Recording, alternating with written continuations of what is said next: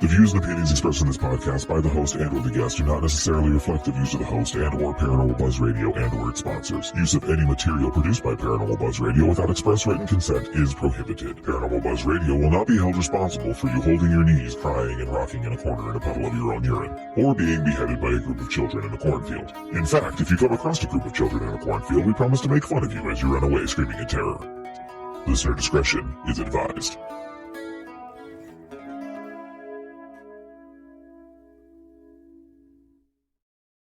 Hello everyone, welcome to Demon Folklorist. As you've probably guessed, I am the Demon Folklorist, Victoria J. We have my sister here as well for emotional support and sometimes co-host, Lexi. Introduce yourself, child. Hello everyone, hope you're doing good. We will be talking about demons, folklore, and horror movies, sometimes all three here. Easiest way to explain folklore is to separate the word folk meaning people, lore meaning stories. So I studied the stories that people tell, focusing on supernatural folklore. I have my Master's of Science in Folklore and did my thesis on demonic phenomena. I created a classification system that can be found on my website, demonfolklorist.com, to organize what's told to happen when encountering demons. My sister is currently in school. Lex, tell us about your degree in the area that you are interested in. So I have a psychology degree in science, and I am hoping to go into UW's master's program. What for exactly?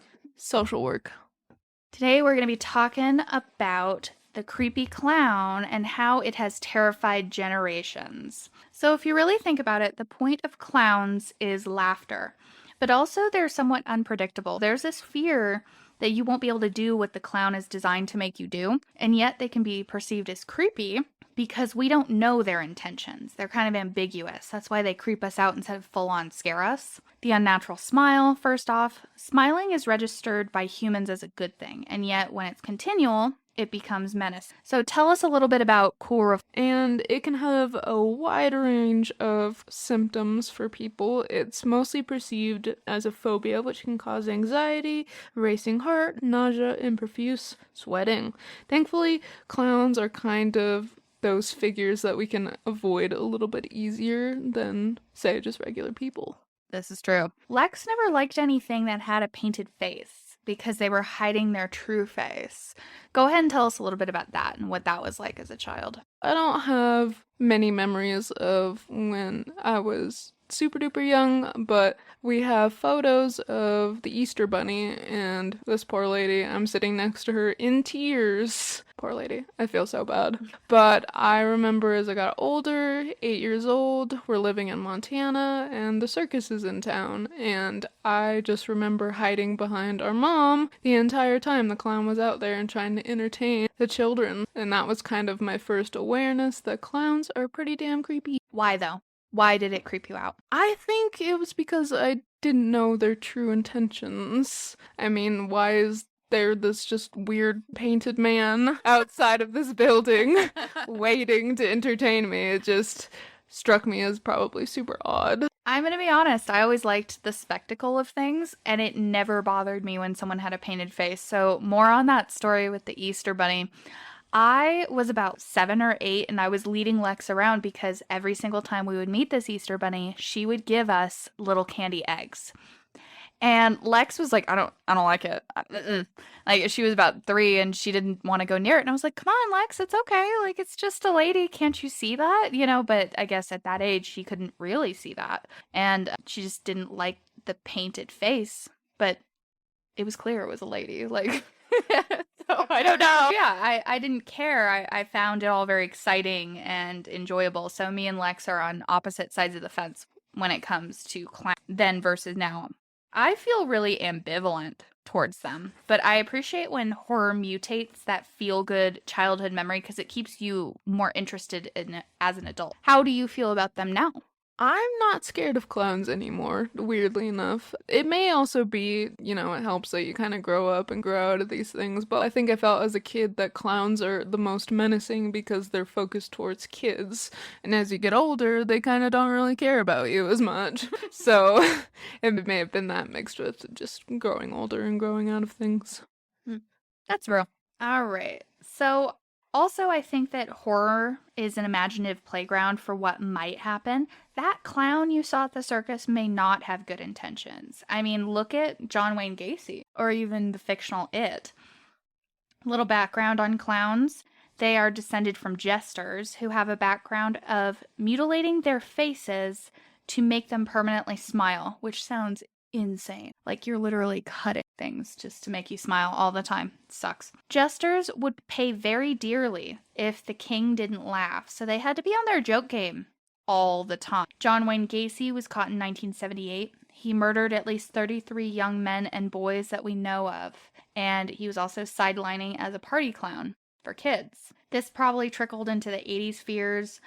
Chlorophobia wasn't born then, but it most likely was probably perpetuated due to this like real life reason not to trust clowns. What do you think about that, Lex? I agree. I mean, you look at certain horror movies that were coming out around that time, and Poltergeist, I think, is cited as a big source of anxiety for adults that don't like clowns. And it kind of perpetuated just from that clown doll attacking the kid in that movie. I remember the ghost hunting show, one of them cited exactly that my fear of clowns came from Poltergeist. So, yeah, we also have when movies like that come out, or even when cases like Gacy's come to light, anti-clown people being like, I knew it! I knew clowns were evil, you know? Even Gacy's makeup was threatening in how pointed it was, which is very uncommon in clowns. I picked that up from the documentary Killer Legends. Check it out if you haven't seen it. And it traced the real-life cases that are connected to many urban legends. So yeah, Lex just brought us right into our next topic. We're going to talk about Poltergeist. That little possessed clown doll frightened entire generations. Technically, this was a conduit for the malicious spirit that was haunting their family to distract the brother and like family as a whole so it could take Carol Ann. A conduit is an object used by a spirit to communicate in some way, usually to give the appearance of life in the case of a demon or another malicious spirit. In this case, it was more of just a way to distract them.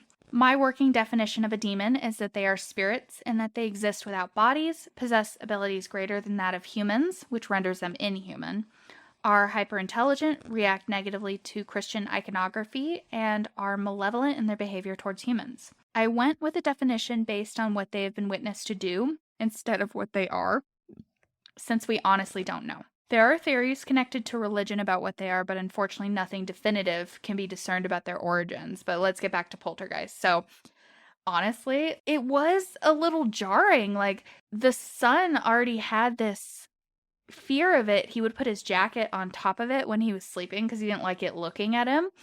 And then out of nowhere, it just, like, grabs him one night and takes him into the bed and basically chokes him out. It's insane. I mean, I think it also, with Poltergeist, why it's kind of so effective is you find comfort in your toys. I mean, he didn't find comfort in that doll specifically, but I mean, it kind of violates the trust, as Victoria said. You know, your stuffed animals are supposed to kind of almost look out for you in a way, and then when they start attacking you, it's not a good time. It's never a good time. It isn't supposed to do this. That's basically the whole reason why clowns are creepy in the first place, because they're not supposed to do what they're clearly doing, which is scaring you, right? Anyway, let's get into it, which the actual book, I believe, came out in 1986. So this was a few years after Poltergeist had really made the rounds. It is an alien who takes the form of a clown to lure children because their fear makes them tastier. I found the book convoluted, and it definitely got weird there with the child orgy, you know. Yeah. But the concept was fascinating. It's an entire town under the grip of something evil, and it leeches from them and makes them more evil just like itself. I've definitely lived in some towns with an evil core. One of them was Logan, Utah. I don't know what lives there, but as a psychic, it made me very uncomfortable to live there because it felt like it was poking holes in my aura. And then there was Illinois. So Lex, tell me your experiences with Illinois. Illinois is an interesting place because on the outside, it's this pretty much very beautiful green town that you almost, I don't know, it just kind of feels like home, but nothing about it actually felt like home. It It was kind of the place where my anxiety started, like, being at an all-time high. I wasn't suddenly sleeping well. I remember one experience in the kitchen where, like, I thought I heard Dad's, military boots because he was active in the military at that time, and I go out, no one's there. And then everyone in the house also started having weird experiences, which, kind of made me feel like, oh, it's not just me. That's good. Just nothing about it felt right. And when I look back at that time in my life, everything should have been right. I had a lot of friends. I was, doing pretty good in school. And, everything should have been good, but it just wasn't. I think that kind of just, like, sums up Illinois for me. It was kind of the same thing for me.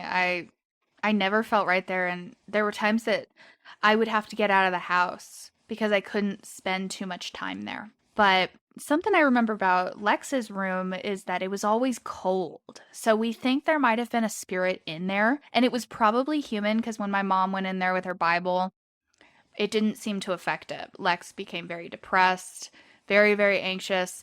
Now, that's not to say that anxiety and depression didn't exist for her. I'm never going to make that assumption that demons cause these things. Sometimes they do, right? Or even, other spirits. This wasn't a demon in that case, but it was very malicious. But, demons and or spirits, they don't always cause depression. There are times that they do, especially if the person has no history of it. But sometimes it can exacerbate something that already exists. So, advice for people who feel like maybe there's a spirit that might be like siphoning off their energy or what have you. My advice is to take care of your mental health. That is the first thing that has to be done before you ever really start to address the supernatural, because you come first. Then, once you're in a better place, then you can attack what the main problem is. Anyway, back to it. So then we have a resurgence of interest in this story. What was it, 27 years later, just like in the book? Yep. Yeah, that was pretty awesome. They probably did that on purpose. So 1990 is when the miniseries came out. That's the one me and Lex grew up with. We were born, I was born in 1994 and she was born in 1997. And the It miniseries came out in 1990, but it was still circulating widely because it was the only It adaptation we had at the time. I love Tim Curry. He's awesome. Iconic. Yeah. I really liked Curry's Pennywise because he was funny. He was out there. And the way he played Pennywise is that it was very fun, but also there was this undercurrent of, I don't really feel safe with this guy. He is probably going to eat me at some point, right? And that's exactly what It does, because It is not from here and just wants to eat the children. And then we have Bill Skarsgard, who comes in with a whole different interpretation of It, but I think it was still very effective. What do you think, Lex? Oh, I think he did a great job. He wasn't really as boisterous as Tim Curry's was, but he was, more quiet and calculated. And it was unnerving, I think, when he was on screen. And interestingly enough, statistics that are out there with people who have the fear of clowns, it's more prevalent in adults than it is children. That kind of seems a bit shocking. I think, at least for me, because it was the complete opposite. Some of the statistics, it's 1 in 10 adults are likely to have the phobia of clowns versus children, 1 in 1,000. And that's a huge difference. Yeah. And I think these movies, especially since they're at the forefront of pop culture at the moment, these people's fears and distrust of something, like clowns, they were made to be trustful and fun and awesome. These horror movies are just taking that and flipping it on its heads. I think that's probably why it's such a prevalent phobia. In 1988, we have Killer Clowns from Outer Space. They were probably drawing from Stephen King, but they made it all their own. We have aliens that come to Earth with classic clown props, candy, cotton candy shrouds, popcorn guns, a ship that looks like a big top. Their deformed faces now wig me out in a way that they just really didn't when I first saw the movie. I think it's because as an adult, I'm looking more at the makeup itself and noticing that there's this layer of distortion and body horror growth of the face that's been painted over. I still have a lot of love for this movie because of the way it dements childhood and just sort of plays with it. When childhood is turned dark in horror, It's a way to connect to adult audiences because it brings adults back to childhood with just enough weirdness to keep those adults interested. But every now and then, like, they'll be like, this is weird. I don't like that. What are your observations? I mean, I think Victoria's completely right. They're big and they're, different shapes and they're supposed to be fun. And then the more you look at them, they're just something about their skin is just gross and bumpy and peely. And then you look in their eyes and it's just, Murder. it's not right. It's not right. Really good movie though. If you haven't watched it, we totally recommend it. Unless you have a really intense fear of clowns and they paralyze you or something, then maybe don't watch it. Yeah, not a good idea if you don't really like clowns. So, we also have the clown as murderer because painted faces aren't enough. They need bloodlust to truly terrify because what's worse than a mask of someone with bad intentions? We have Captain Spaulding in House of a Thousand Corpses. This came out in 2003. And it shows us that serial killing clowns who are human scare us as well. It's not just a supernatural threat. And this probably is because of Gacy. He was a fairly ordinary man, but he was hiding intense bloodlust and he was killing young men and boys. And it's like, that's just scary because he was known in his community. He was a party clown. He was allowed to be around children. And yeah, here he was just being murdery. So I feel like this associate makes clowns be naturally associated with murder. And then in House of a Thousand Corpses, it was pretty good. Have you seen that one? No. It's a Rob Zombie movie, one of the earlier ones. I really liked it. He doesn't personally like that movie of his, but I think it worked because it felt like a maze. They kind of get trapped in this house. These people are kind of weird, but they don't want to be rude. And then eventually they do get rude and they decide to kill them. But they get trapped in this house where there's so many people dead that they have like bones as furniture. And it gives you this whole Texas Chainsaw Massacre vibe, which is another terrifying movie if you've never seen it. You've seen that one, right? Uh-huh. Yep. So, yeah, it's a lot. But I liked it. It was just, it's not a movie I'd watch every day because it is a little dark. Then we have Clown in 2014, a guy who, like a really normal guy, normal family, he just wanted to dress up as a clown for his son's birthday party because that's what his son wanted more than anything. He was in this house that he was trying to sell and he had to find something really quick, and luckily, but also unluckily, of course, because it's a horror movie, he does find a clown outfit in this mysterious trunk. He ends up turning into this monster, the Cloyne, which is from Iceland, I believe. The red nose and the hair and then the jester outfit is actually the Cloyne's skin. And someone had locked it away hoping no one would ever find it. But it's like, if you really didn't want someone to find it, why didn't you just bury it? Like Jumanji this. Come on. So there's this big fear of forcefully becoming the clown and or creature yourself accidentally. Maybe don't take things that you don't understand from houses you don't know about. Okay? It just seems a little stupid. It also gave me Carly Beth vibes from The Haunted Mask. This was a Goosebumps story. There was this idea of wanting to be something for a short period of time, terrifying, but not forever. And then this thing, this mask or this outfit makes you become that thing, possibly forever. And it really just doesn't end well for this guy. He ends up being killed by his wife because he was trying to murder. He had to murder 5 children to be able to transform back into himself, and his wife wasn't willing to offer up another child and ended up killing him because he became a full-on monster. I do love the idea of the Cloyne, that it's a real monster that we adapted for our own purposes. Its skin looks like a clown outfit to us. It also regenerates unless its head is cut off. The suit can be removed, but you have to eat the 5 children first. But it really comes down to this. For your loved one, would you deliver an innocent like that? And it's like, I don't think most people would. So yeah, pretty good movie. I enjoyed it. Now, which do you think is the creepiest clown of all?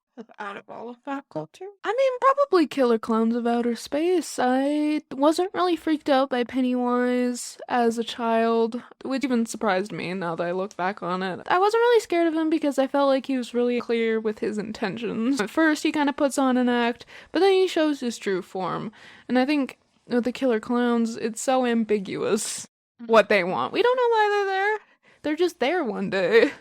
And that everything about them is wrong. I think the prosthetics are really creepy looking, unnerving, and their antics are just super weird, and no one really knows how to respond to them. I think I agree with you. Killer Clowns, just as an adult, like looking at them, I'm like, I don't like this. Why don't I like this? I used to love this movie, and it's like, I do actually still love the movie, but I don't like the clowns anymore because they are terrifying, and I think the Kyoto brothers were really onto something. Like, they were tapping into what is it about clowns that we fear, and it's like, well, what if these things that looked like clowns weren't clowns? What if they were something else and they wanted to harm us?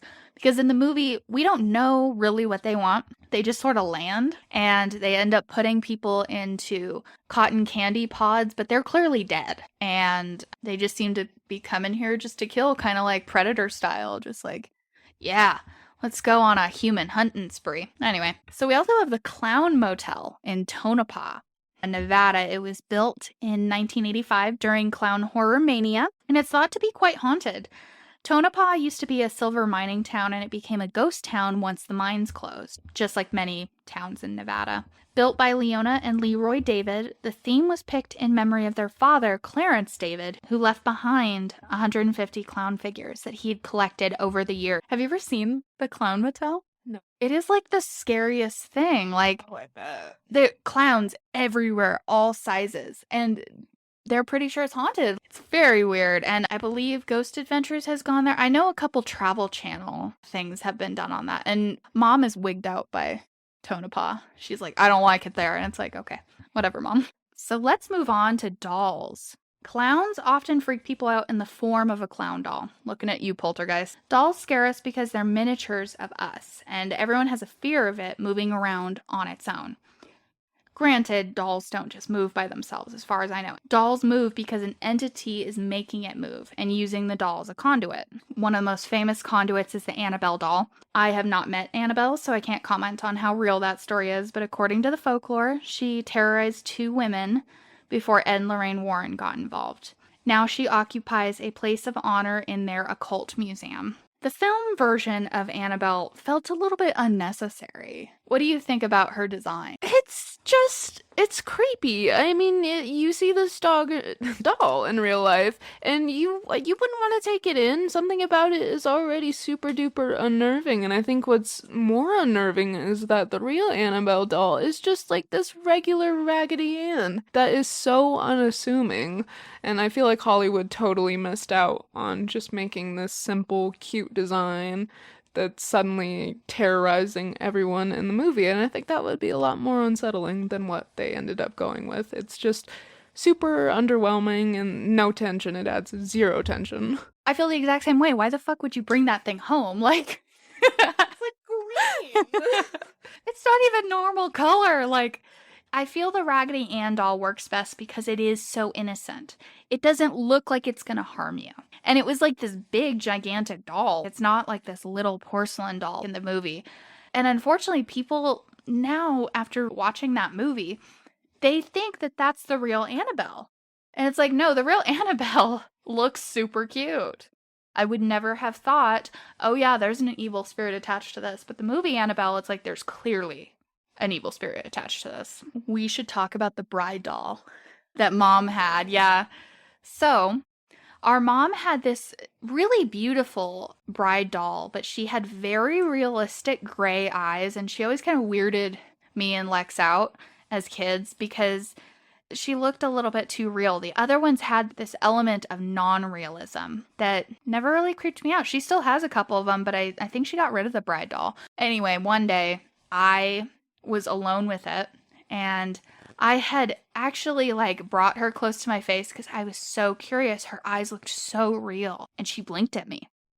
And I was like, okay, putting her back, never going near her again. What was your experience? It was pretty similar. I would have bad dreams about her. She would be the perpetrator trying to, like, hunt me down in Walmart with a knife. I could have sworn there was a day we were in a townhouse, so there was a couple of levels, and on one of them, we had a bookcase that was just kind of chilling there, and the dolls were on top of that bookcase. And one day I'm like rounding the corner and, being rambunctious, and I could have sworn I saw her blink at me. It was just really unsettling. We pretty much begged Mom to get rid of her, and eventually she did. Yeah, it was not a good time when that doll was in the house. But truthfully, looking back on it now with everything I know about the paranormal, most likely it was a trick of the light. But you never know, do you, with dolls? That's why they're so awesome. What's kind of interesting is dolls and clowns are some of the worst phobias out there. They're the most prevalent, especially in Western culture. And what's kind of crazy is you would probably go into other cultures and dolls are beloved. Mm-hmm. They're, everyone has a doll. It's almost like a rite of passage. And here we kind of have this mistrust of these items that are supposed to be intimate and cozy, passed down for generations. And then we have clowns who are just, they're supposed to be these figures that make us laugh, and they're supposed to be reliable. And horror has done a good job of flipping it on its head, and I think these phobias are going to be still more prevalent as time goes on because of that. Yeah, I agree. I think dolls and clowns have been made into something demented, when really, like, childhood memories should probably stay in childhood, but that's really how they hook an adult audience, because you're like, this is a little weird to me as an adult, I think they resonate with us. Also, they are very close to humans, and that it sort of triggers this uncanny valley in us. If you don't know, the uncanny valley is when something looks human enough to freak us out, but because we know it's not, that's why it's freaking us out. So, like, some animated movies have done this, Monster House, The Polar Express, and it makes you wonder, like, what in our evolution looked like humans but wasn't human? A lot of questions, like, why are we weirded out by animation of all things? Because if you watch those movies again, and it doesn't weird out everybody, if people's noses aren't expanded, if they don't have this softening of the edges, we feel weird about them. Like, what if that appeared in the middle of your room, middle of the night? What are you gonna do? It's a lot. But yeah, hope you enjoyed our musings on clowns and horror and dolls and all that stuff.